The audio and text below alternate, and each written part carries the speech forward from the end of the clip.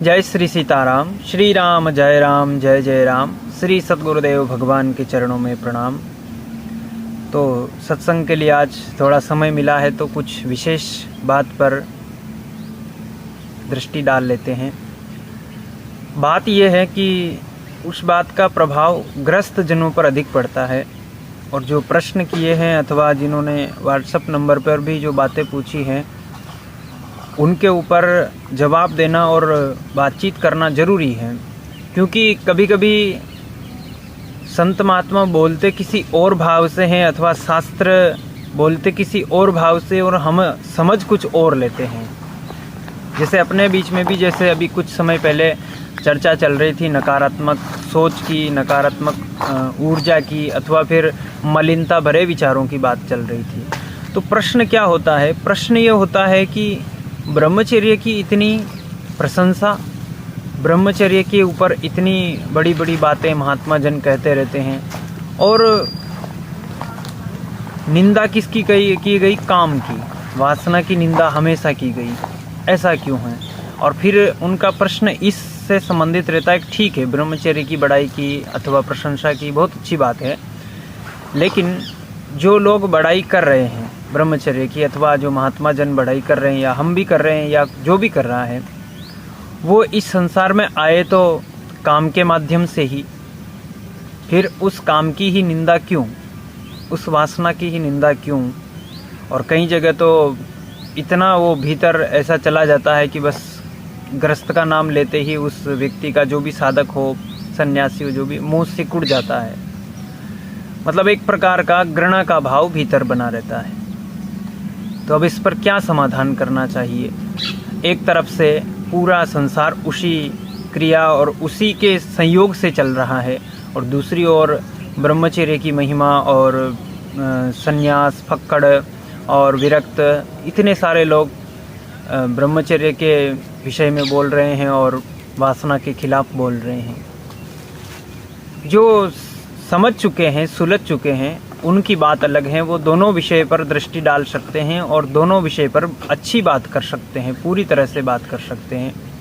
तो अपन कम समय में कैसे समझें कि ये चीज़ क्या है और किस प्रकार से गलत है और किस प्रकार से सही है? देखिए, महात्मा जनों ने जिस बात के लिए निंदा की है काम की, वो काम किस प्रकार का है? जैसे कि कोई भी महात्मा है, किसी न किसी माँ के गर्भ से आए हैं, उनके भी माता पिता हैं, तो वो भी काम के संयोग से ही आए हैं। तो मैं आपको एक बात बता दूं कि जिस काम की निंदा शास्त्र और संत करते हैं वो मर्यादित नहीं है, और रुग्ण रूप से काम, जो काम वासना की जो ऊर्जा है वो रुग्ण हो चुकी है, उसकी निंदा की गई है। और आजकल तो मतलब उसकी सीमा ही नहीं रही। गलत दृश्य देखना, गलत क्रियाएं करना, गलत दृश्य देखकर गलत क्रियाएं करना, और गलत संबंध कहीं पर रखना, इसकी निंदा की गई है। आप ग्रस्त हैं, आपके पास पत्नी है, और आपने मर्यादित रूप से किसी को अपने साथ रखा है पत्नी रूप में, उसके लिए कोई पाप या कोई घृणा वाली बात कही ही नहीं गई है। कहीं ग्रस्त जन किसी संत से जुड़ जाते हैं, ब्रह्मचर्य की महिमा सुन लेते हैं, भीतर आकर्षण है काम का, लेकिन फिर घृणा भी है साथ साथ में। तो एक बात और कही गई, आपने सुना होगा कि एक नारी सदा ब्रह्मचारी। तो ग्रस्त को भी ब्रह्मचारी ही कहा गया है। अगर वो अपनी वासना को एक शास्त्र की पद्धति के अनुसार उपयोग में लाए तो वो निंदनीय नहीं कही जाती हैं, क्योंकि उसी काम के प्रभाव से और उसी काम के संयोग से तो किसी न किसी महापुरुष का जन्म होता है। वो जो माता पिता है, उन्होंने शास्त्र पद्धति से सब कार्य किया है, इसलिए निंदनीय नहीं है। और निंदनीय कौन सा काम है, कौन सी वासना है? कि किसी भी माता बहन के प्रति गलत विचार आ गए, किसी भी माता बहन को देखकर गलत विचार आ गए तो गलती है।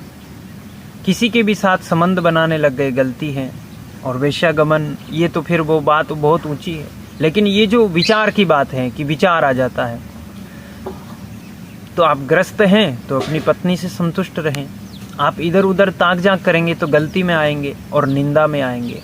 काम की निंदा नहीं है, जो जिस काम की वासना को जिस दिशा में जाना चाहिए था उस दिशा में न ले जाकर हम शास्त्र के विपरीत आचरण करते हैं, उसकी निंदा की गई है। काम की निंदा नहीं है। भगवान श्री कृष्ण ने काम के लिए तो कहा है कि मैं वह काम हूँ जिससे पुत्र उत्पत्ति होती, संतान उत्पत्ति होती। भगवान ने श्रीमद् भगवत गीता में स्वीकार किया है कि मैं शास्त्रोक्त काम हूँ, अर्थात जिस काम के लिए शास्त्र आदेश करता है उसके लिए भगवान ने कोई निंदा का भाव नहीं रखा और ना ही किसी साधु संत ने निंदा का भाव रखा है। आप एक पद्धति के अनुसार किसी के साथ प्रेम में पत्नी रूप में पति रूप में आप हैं और वहाँ कुछ हो रहा है, उसके लिए कोई निंदा की बात नहीं कही गई है।